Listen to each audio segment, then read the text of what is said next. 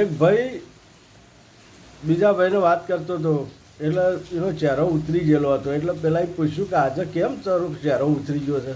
કે મારી પત્ની આજે યાર 2500 રૂપિયાની સાડી લાવી છે, કે એમાં દુઃખી થઈ ગયો છે. કે હા. બીજા દાડો મળ્યો એટલે ખુશાલ હતો. પેલો કે કેમ ખુશ થઈ ગયો છે આટલો બધો?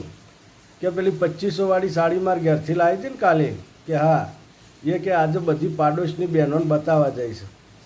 ભૂરાને બેંકમાંથી ફોન આવ્યો કે હેલો સર, આપની મેરેજ લોન મંજૂર થઈ ગઈ છે, જો આપને જોઈતી હોય તો બેંકનો સંપર્ક કરજો. એટલે ભૂરો કે ના બેન, મારે મેરેજ લોન નહીં જોઈતી, છૂટાછેડાની લોન જે દિવસ મંજૂર થાય એ દિવસ ફોન કરજો ને. છોકરીએ સ્ટેટસ મૂક્યું હતું કે આ દુનિયામાં હું એક જ એવી છું કે શરદ પૂનમની ચાંદણી છું. પણ પાછળથી ખબર પડી કે એનું નામ ચાંદની છે, એના બાપાનું નામ શરદ છે અને એની માનું નામ પૂનમ છે.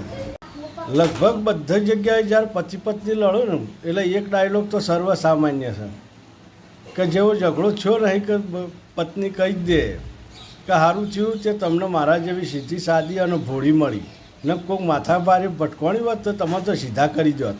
પણ પતિઓ હજી વિચારું છું કે સીધી સાદી ભોળી આવી હોય તો માથા ભારે તો કેવી હશે. એક ભાઈ ધેમાં હેઠતા હતા પાપા પગલી. એટલે બીજાએ પૂછ્યું કે કેમ આવી રીતે એકદમ ધેમાં હેડો છો? કે હમણાં ઉનાળાની સિઝન ચાલતી હતી અને આખા ગામમાં અણવર હું જ રહ્યો હતો. એટલે 4-5 લગ્નમાં અણવર તરીકે રહ્યો કે એટલે આ ટીવ પડી જશે રાગ હેડવાથી. ભૂરાને રેલવેમાં નોકરી મળી ડ્રાઈવરમાં. તો ભૂરો પહેલાં જ દાડે રેલવે 8 કલાક મોડી પડી. એનું કારણ હતું ભૂરો જેટલી ફાટક આવે ને એ કારણ રેલવે ઊભી રાખીને ઉતરી અને આજુબાજુ જઈને પૂછ્યા આવે કે મુંબઈ જવાના પાટા હર્યા જ છે કે બીજા.